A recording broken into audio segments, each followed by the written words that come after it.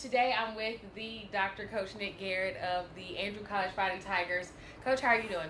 Doing good, doing well. Can't complain. Yeah, I'm excited. I remember when the program first started, I came out here, we spoke in the weight room. Now we're entering season three. How does it feel to see from where y'all started to where y'all are now? It's I'd say it's very rewarding and exciting because you build something from literally scratch, like a patch of grass, like I originally told you at the very beginning, and you have a vision of what things could be. And then when it comes to fruition, you're like, well, okay, I kind of already forecast this. And then from year one to year two, even more success and things of that nature. So it's definitely really exciting, and the school's excited, the community's excited, all that other good stuff. So. What was part of your vision when you came here? Um, my first initial idea was to field a competitive team, to field a competitive program. We're down in the South. Obviously, the demand for college football is much higher than what's available. And I said, if anything, we want to field a competitive program. The wins and losses will take care of itself. So that was the initial vision. And as we started getting going, I'm like, hey, you know what? I think we could win a few more games than what I thought. And so, when you do your job, you take care of your business, and you get kids to buy in, schools bought in, communities bought in, then the outcome of that is wins. And so that's what we did. You talk about kids buying in, winning. You haven't had a losing season here yet, so that's good. First season 5-2, and then second season 8-1 was supposed to be a 10-game season. Mm-hmm. But how were you able to get those wins under your belt? It's a combination of things. So really, we had to get the right fit for Andrew College, and so sometimes we had to pass on some kids. So every single year, we're looking at recruiting a couple thousand kids um, to fill a roster of 120, 130. How does that look? So you really got to do some vetting and find guys that can handle small college life and at the same time compete at a high level. So we had kids as young as 17, as old as 24. Um, one, two, three, four, five schools under their belt and everything in between. And then we hodgepodge them in here in fall camp. And we start relatively late, and then a few weeks later we're playing. So we just got to figure it out on the fly and drink out of a fire hose better than everyone else and get it done. As a coach, how do you balance that dynamic? You got some guys coming straight out of high school, first time out of their parents' house, some guys who've been on multiple programs who are veterans. Mm-hmm. How do you balance that? We just have a standard. We're firm but fair. And I think when you have full transparency and kids understand that you're added value and they can see the light at the end of the tunnel and how you're going to help guide them get there, regardless if they're young or older, it's irrelevant. They want to be coached. They want discipline. They want structure, and they want opportunity. So that's what we provide here. We provide opportunity in abundance. We don't have all the bells and whistles, but at the end of the day, you're going to get a quality education. We're going to coach you hard. We're going to get you ready for your next stop, which now our recruiting model is now going to shift gears to a destination versus journey. So Yeah. Can you speak more about that destination versus your journey? So sure, now we're transitioning into the 4 year. Our school has been a 4 year institution. Not a lot of people know that, but from an athletic standpoint, instead of kids coming in, getting some film, getting an AA degree, and moving on, now we're looking at, hey, once you're here for the next, 2, 3, 4 years, it's just a little bit different makeup. Small college life, you're looking at kids finishing their BA while they're here and things of that nature. So your recruiting tactics are going to be a little bit different. And so we're looking at more transitioning to high school student athletes here in this general area versus transfers. As far as the positions go, at what positions are you seeing like the most depth, or I guess you can say not even depth, but guys who are leaving? Yeah, Positions. so really up front in our box. So our O-line, all five of our offensive linemen have had multiple offers, and some of them are placed at HBCUs across the country. Our entire starting D-line got picked up from FCS schools, D2 schools, things of that nature. 3 of the 4 linebackers got picked up to Division II schools. So we have to replace quite a bit, and that's our challenge. Depth-wise, as far as currently right now, we've got a gambit of receivers that are back. Our rotational quarterback from last year's back. We got quite a few running backs. We did lead the nation in rushing last year, so those guys are eager to come back and compete. And then we were pretty stacked in the secondary. I like where our secondary group's at. A lot of guys with experience, and we brought some guys in on the turn that are looking really good out there so far. You talk about some of those schools. I made a list of just some of the bigger schools that I saw that guys have been able to go to. Shorter, West Georgia, Tuskegee, Kentucky, Gardner Webb, Coastal. How do you develop those guys here and get them to that level? Sure. Sometimes with all the different nuances you got involved in now, you got NIL deals and and all these different variables. Kids just need an opportunity just to get, another semester of development, maybe another year, maybe another two. So really we just come in here and develop a plan. Part of it is the plan they have in place, and then we just meet them halfway with that. And they come in here and take care of business. Be a good person, take care of your business in the classroom. You're building your brand and resume. Play elite football on Saturdays, not just good.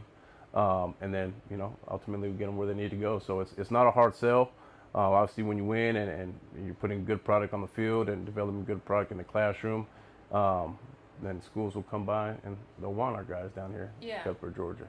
As for you as the head coach to see guys go on, which I know a lot of guys don't want to see, but that's the nature of what the program used to be. How good did it feel to get those guys to the next level? It's surreal because at the end of the day, they're taking a chance. They're taking a chance in our school, taking a chance in our program and what we're doing. And so as we kind of get the ball rolling and we're winning games and competing and kids are picking up offers, like to see the smiles on their faces, to see the excitement with their families and things like that. It's exciting to see them get to where they want to go. And then it's kind of, you get a little bit emotional too, because you have these kids from day one, you got them where they wanted to go, and it's a big deal. I was a junior college product myself, and I know what that feeling's like, and I know what these kids wanted when they came in and where they wanted to go. And so we're helping dreams come true, and it's a really, really great deal. And it's hard to replace some of those guys, but at the end of the day, that's what we're here to do, provide opportunities and move them on. Who are some of those guys we'll be missing on the field this year? Oh, shoot, man. Where do we start? Tavius Weaver, Jay Colbreth, Mark Bramble, Matt Ward, DJ Artister, Burks, Kitchens, Kinsey. We got our strong safety, Blackman, free safety. He's going to shorter. We have the whole line. You got Bailey, you got Orr, you got Kendall Jackson, whole gambit of running backs. And then our quarterback, Tyron Randolph, had an exceptional year. He's going off to Miles College and things like that. So two of our receivers went to Miles too. So yeah, our kicker went there. A couple of our linebackers went there. We signed quite a few of our guys, and a couple more leaving that semester to Miles as well. Yeah. I saw your face kind of light up when you started to mention some of those names. What is that group? What do those group of guys mean to you? Shoot, they were the driving force. We had elite leadership out of their group. Jeremiah Williams was one of our captains as well.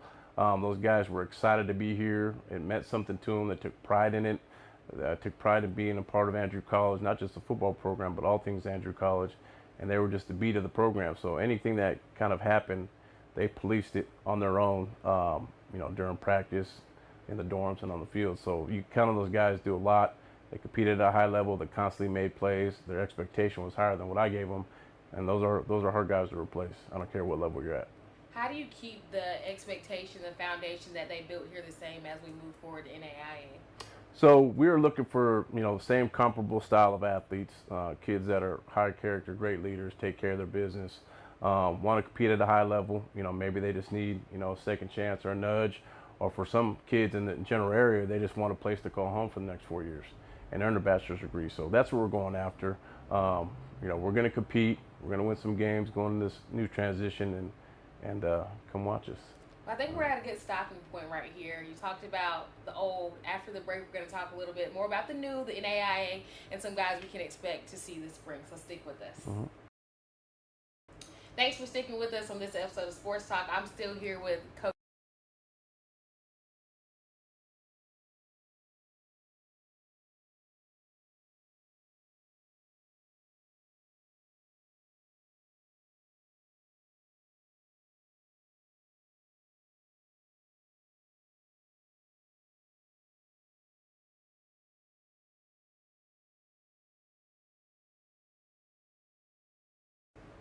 Thanks for sticking with us on this episode of Sports Talk. I'm still here with Coach Garrett. Coach, we talked about it, NAIA moving to the SSAC, correct?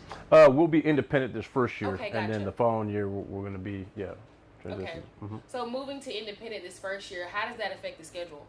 So for us, in order to get a chance to play or get a chance for playoffs, you have to play several NAIA teams. So what we had to do early on was start throwing some feelers out. Really, I sent feelers out to all the FCS schools in the country, D2 and AIs, and then even some potentially D3s. And so we were able to solidify a 10-game schedule next year with one D2 opponent and multiple NAIA opponents. Do you have any of those opponents already set in stone? We do. We have the contracts finalized. Sent the schedule to our athletic director. Just want to get the final approval, and then we'll go from there. But yeah, we got 10 games on the books, 6 at home and 4 on the road. So I know sometimes when people move conferences, you might miss out on the playoffs the first year. Is there any of that kind of verbiage language going on with this first year? No. Okay. So if we win, we'll play 3 nationally ranked teams this year. I believe we win 2 of the 3. We should get an opportunity to potentially move on to the next phase, which would be playoffs. So that's something we weren't able to do the last 2 years, and so our kids are pretty excited to potentially be on the road somewhere in November. Yeah, that's exciting. You talk about moving to this conference. Thomas University is in the SSAC. Will they be able? You guys be able to play them this year? Yes, we will. Fortunately, they had another head coaching change, and they gave us the holler. And our schedule just married up to a date that was available, so we'll be going down there this next fall. So excited about that because it's pretty close. Now you said 6 home games. Mm-hmm. Will y'all still be playing at Early County? Yes, we will. Okay. So you like how that went last year? Yeah, it went really well. They're very accommodating. They treated us really, really well. Our kids liked the amount of space they had, and they're very welcoming, and the whole community itself was very welcoming. And then the visiting teams that came in were well accommodated. So it was really nice setup there. They've done a great job, and even though they went through a head coaching change, they're still going to have us next year. So yeah, we weren't expecting that. Coach Killingsworth, that was our guy, and then he up and left us. Yeah, he's been coaching for a while, so I guess I think he said he wanted to concentrate on fishing. I don't blame him. So sounds like Coach Killingsworth. Yeah. Let's talk about some of the guys you have coming in now. Obviously, the recruiting strategy is a little bit different, but I want to know about the guys who are going to stay here right now. Mm-hmm. Who are some of those guys? So our number 2 quarterback last year was Weston Taylor, who was a former 4A Player of the Year out of Cambridge. Big lefty. He's more of a live arm guy versus last year's quarterback was more of a runner. So he's back. Amari McIntyre, our starting X receiver, is back. He'll be a sophomore out of Florida. We had a couple of rotational receivers. Philip Stewart out of Florida, who has elite level speed, playing slot for us right now. He's having a very, very good spring. And then we have a couple different running backs back from last year. Nathan Mahoney led our team in rushing, who was a former state champion out of Bowdoin. And then his number 2 out of Pennock City, Jermaine Brown, who was originally supposed to go to UAB. Obviously, classrooms didn't line up with that. So he'll be back. And then we've got a few other guys from at the backfield, a transfer from Troy, transfer from Mississippi Valley State, and a couple other guys in as well. So very, very, very competitive group back there. You talk about the classroom aspect. We didn't even get to hit on that. How much of an emphasis do you put on that? Yeah, we do. And so this last semester, our overall team GPA was a 2.8. And for a team of 130, it's not ideal, but not bad. So really the biggest transition is, for most kids, is the freshmen that come in. Obviously, mom and dad aren't beating on your door anymore. You got to have time management and all that. So we had more sophomores than freshmen, so that's why our overall team GPA elevated from year 1 to year 2. So you talked a little bit about having to dip more into the high school now. Being a 4-year university, you want to get the guys to stay here for 4 years, even despite all things on the transfer portal. When you're talking to these guys, what are some of the schools you've been looking at around the area, if any, you've been trying to recruit from? So since I first started the job here, I think I put 42,000 miles on my Jeep. I try to get every school I possibly can, especially around here within a 2.5 hour, 3 hour demographic. And so a lot of these high school kids just really get overlooked because everyone's looking for a portal guy or transfer guy, splash guy. And so some of these kids that normally would be going to, Georgia, Georgia Tech, Georgia State, Mercer, or even Fort Valley State are just sitting there and needing an opportunity. So we took full advantage of that. And so, and most of our guys are going to be from Georgia. Most of our guys will be from Georgia. We'll have a few from Alabama, Florida, but our bulk of our guys are going to be backyard guys. Are there any guys you're excited to get here in the spring, fall, that we might know their names? Well, fall. I'm not going to give away too many names. Okay. All of them. Yeah, there's quite a few of them. A lot of really, really good, talented kids at every position. And the one we're kind of slow playing a little bit is the quarterback position. So everywhere else I feel really, really good about where we're at, who has signed and who's currently here, and the trajectory that we're going into next year. Been in the spring for a while. Before you start spring practice, do you have a few goals for yourself? I know when I spoke with you last summer, you said, you go back to the drawing board, look at some things, what worked, what didn't work. Going into this spring, what was your goal?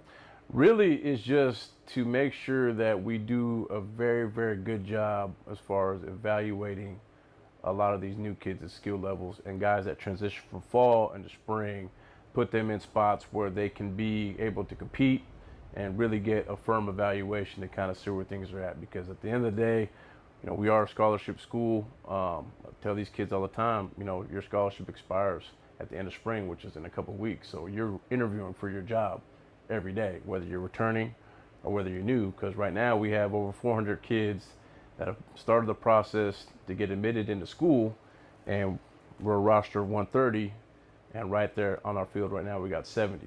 So you start doing the math, you're like, well, wait a minute, yeah, it's very, very competitive right now. For my spot. Yeah, Yeah. you got to fight for your job. So you can't get comfortable. You cannot get comfortable. So Over the past few years, defense has been, y'all hung y'all's hats on defense every year. Last year, allowing just 17 points per game, 190 yards per game. Is defense where you want to be right now? Are you seeing them play pretty well? yes, we have some guys, like I said, that played quite a bit in the secondary, that played for us last year that are out there doing really, really well now. Brought in a few transfers. Then some kids that have sat out, that were high-profile guys. They're doing extremely well. The collaboration's there, the experience is there. So it's been really, really, really, really exciting to see. Even though I'm still the play caller, I like to see people competing at a high level. So, when you could talk it and you could walk it, it's good. When you could talk it and you can't walk it, that's when it's a problem. So those guys they got a lot to say out there every day of practice. Definitely a high energy team. We've seen this at games for sure, and definitely fun to watch. Fun team to watch, definitely. But I got to ask you one more question. Actually, two more questions before you go. Talk to me a little bit more about your staff. Yeah, so we lost a few staffers at the end of last semester. So it took me quite a bit of time to replace them. So again, you got to find the right fit. Obviously, location. Obviously, we're not paying people millions of dollars, but so we had to make sure we get the right type of people here. So we got a new receivers coach at Hampton University.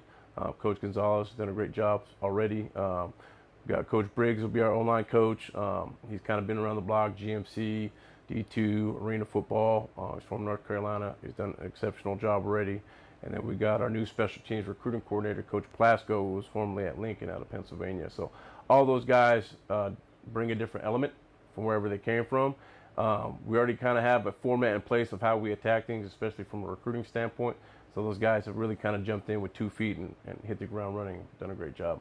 A lot of times when we get new coaches, we're like, okay, we got to give them some time to lay the foundation, create the type of culture they want, start to win maybe around year 3. You won here, 13-3 over the past 2 years. Now you have a different standard, I guess you could say, moving to the NAIA. What are Coach Garrett's, what are your goals for this year as you turn the corner into a 4-year program, if you will? Yeah, so really, my number one thing is I want these kids to buy in as swiftly as we possibly can. That's just building a relationship and rapport. And it's going to go back to my original first year is we want to put a good competitive product on the field. I don't say, hey, we're going to go 10-0, we're going to do this and that. We're just going to put a competitive program on the field each Saturday. We'll open up with the Division II opponent on the road, and we're going to give them our best because I know they're going to bring their best, and the chips fall where they fall. So, awesome. Yeah. Well, thank you so much, Coach. We're going to actually get out of the AC for our last block of the show. We're going to head to the field and speak with a few players. Aaron Bukes will be joining us, so stick with us, guys. Okay, we have a few more minutes left here on this episode of Sports Talk, and we're here with some guys from the team. Jalen, Trent, Nate, Amari. Did I get it right? Oh, awesome. 2 offensive players, 2 defensive players. Guys, I want to start by talking to y'all about just staying here at Andrew College. Y'all had opportunities to leave, but moving to NAIA, 4-year program now. What made you stay? I think for me, Coach has seen potential in me. I know last year I was a little bit buried deep in the depth chart, but Coach knew that I had potential to start next year, and so that's why I stayed. I stayed true. I stayed patient, and so now I'm ready to get to work, ready to start. What about you? What about you over here? Same question. Being able to come back now year 2, what is it about this program that made you want to stay? Really, because the coach believed in me. Because I was a touchdown lead receiver last year, so being able to come back and be with the receiver so they know who to look up to. Still a newer program, just going into their third season now. When Coach reached out to you guys, what made y'all want to come down to Cuthbert?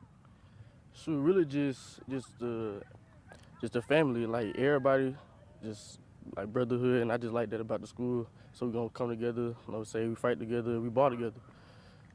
You've been a part of a quality running back room. Coach talked about the running backs and the amount of rushing yards you guys put up last year and what that unit has meant to this team. How do you want to kind of elevate them from last year now going into this season? Like you said, we had a great running back room last year, and it was very competitive. And I just want to bring that competitive back to the running back room coming in this year. And I just want everybody to be able to compete and ball. I want to talk more about the defense. The past few years, y'all been able to hang y'all's hat on defense. How do y'all keep that going this year? Just sticking to communication, staying physical, staying true to ourselves, staying on the same page. We got a couple new guys coming in here. I'm a veteran, so us veterans here that we've been here, we're learning to get new faces, get those guys rolling, and I'm feeling really good about this defense. It's going to be the same result it's always been. When you look at this defense, what are some things y'all pride yourself on? Or like 3 words to describe the defense that you want to see going into this season, either of you? Aggressiveness. Communication. Be a dog. Be a dog. I like it. Be a dog's a good one. I'm a receiver guy, so the receivers always kind of stand out to me. You guys got a new coach coming in this year. How has he maybe tried to change things or just try to incorporate some of the things you guys were doing and also add his little flair to what he has? Coach Gonzalez been a great addition to this team. He's just been trying to show us ways to get better and how to better ourselves mentally, not only on the field but off the field too. So I appreciate him for that. Offensively, I don't want to say you guys were a step behind, but she talked about the identity this team has been on the defensive side of the ball. How do you guys want to elevate your performance this year on offense? And I'll give you guys both a chance to answer that. Really just giving each playmaker a chance to make plays, honestly. That's all I got to say. I feel like we just got to attack. We got to continue to get 1% better as a team and just continue to push forward. One more quickly about the running game. Brand new offensive line, all those guys getting an opportunity to go play at the next level. It speaks to the development here, first of all. But how is that going to change maybe your mindset coming into this year, how you help some of those newer guys up front kind of get incorporated into the offense? I don't think it changes nothing at all. I believe the standard is the standard, and it's got to stay that way. We talk a lot about the standard being the standard. Just looking at spring practice, what has been the standard of spring practice so far? I know it's still a little bit early, some time left, but what have y'all been able to really focus on this spring? Just consistency. Consistency, especially as it's been, this is new, faces coming in. We're all getting ready, back in action, getting back in the playbook and stuff like that. Same coaches, some new coaches as well. But I think the spring's really been like an opening, a little glimpse of what's to come this season. We've just been competing one-on-ones, 7-on-7s, and I think we're going to be a really good team. We've been able to show it. What are some things you guys are still looking to hone in on before spring practice is over? Really just putting in our new formations to be able to run and perfect what we already did, and also to implement new plays so we'll be able to switch it up. How important is a foundation to be in place for when some of those guys that might not be on campus right now come in this summer, whether that's a freshman, incoming freshman? How important is it for you guys to have a foundation built out here this spring in order for them to come into a program that's already ready to hit the ground running? It really starts with us, for real. As the veteran guys, we got to show them how to set the foundation for them, knowing what to do, knowing the plays, everything. And out here in Cuthbert, it's obviously a small place. Not many people know there's even a program out here, but what Coach Garrett has been able to do over the first couple of seasons, not only just with the winning, but being able to recruit guys in this area. How important is it for you guys to maybe be a part of something that can build this into what it could be in the future, where it could be a bigger program, maybe a program that people want to get to, where facilities are improved because of the foundation that you guys have laid here? I believe we're doing good right now. We continue to win. We just got to continue to win. That's all that matters, is winning at the end of the day. So as long as we do that, everything else will come. To build off his question, how excited are you guys for it now to be a 4-year program? I'm pretty excited, Dango. Pretty excited. Yeah. I feel like now it gives us longer time to develop our craft, put our names out there, really show these upper classes that a lot of these us guys down under in these small little schools, we have potential to be something great. So iron sharpens iron, so yeah. Coach talked about not being able to have a postseason, and now there's a potential where you guys are going to be able to possibly make the postseason. You guys are going to play some nationally ranked teams. How exciting is that? That's real exciting.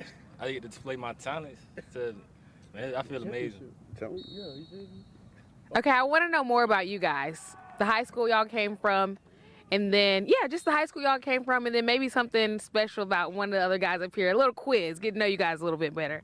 So for me, I actually know my last 2 years of high school. I went to a JROTC school in Gainesville, Georgia, and our head coach, Coach Garrett, was actually my head coach in high school. And so when I went to West Georgia, he hit me up. He was like, "Yo, when you gonna come down here? When you gonna come down here, bro? There's always a spot for you, bro." So I was like, I hit him up one day. I was like, "Hey, coach, you still got that spot open for me?" I was like, "Yeah, you know." So it felt good being able to reunite with my head coach. You know, felt like the good old days. So yeah. Okay. Yeah. So for me, I went to Thompson. Like, it's a powerhouse in Alabama, like the top school in Alabama. So Okay. we played all competition. We played teams with Georgia, Florida. So really, just this a big change, but it's all about here. Okay, yeah. that's Wait, it. y'all are both defense. Neither one of y'all told me something about each other. I mean, Oh, this is my trench brother right here. Yeah. This is my trench brother right here. There's That's all we didn't know. See, When we on the field, I look at him. I know I'm going to war with bro. Yeah. You feel me? okay. And if I look behind me, the ball better be either in his hand or the Fact, floor. or PBU. I Yeah. got you. I like that expectation. What about you guys? I went to Bowden High School. It's a powerhouse. They was won a fourth state championship in a row. I was able to win 2 of them over there while I was there. And, If you could zoom in on my face right now.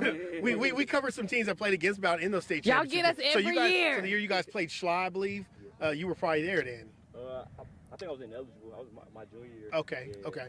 okay. So yeah, we've seen Bowden's what they've been able to do, and now you're here, so that's really cool. What about you? I went to William M. Raines High School in Florida. We won state. Yeah, Yeah, throw that out. it's amazing. All the state champs league throwing themselves out there. Hey, my school gonna stay all 4 years. All right, so on the offensive side, you guys are obviously skilled guys. They tend to have, outside of maybe the secondary, because secondary guys got some swag. They always think they're the biggest, baddest dogs on the block. But receivers, I know they think they're the biggest, baddest on the block. Tell us something about him on the outside that kind of intrigues you or allows him to be who he is. Amari, he a dog. Like, he gonna make the play. Like, every time you throw the ball, I believe Amari's coming down with the ball. So, like, that's what I expect from him. He a playmaker. He can ball. Same question for Bowden. I feel anytime the ball in his hands, he willing to make a play. Even if it's just 20 yards, 30, he trying his best to score. I'm excited to watch them all. I mean, we got to see some obviously last year. Weren't always able to put faces to names, being that we cover so much. But this year we're obviously trying to continue to highlight this program and what you guys have been able to do. And we're really excited for the move to NAIA and what you guys are going to show on the field this year. I've enjoyed getting to know you guys. Is there anything else y'all want to let us know? Be ready for a movie. Any teams at NAIA, we coming for you. Let's do it. Simple. We coming for you. It's gonna be fun for sure. Tell you. Yeah. Well, thank you guys so much for joining us. I'm going to let y'all get back to practice. But, of course, you guys can catch us every night here at 7:30. And definitely on this season, be on the lookout for the Andrew College Fighting Tigers. Have a good night, South Georgia.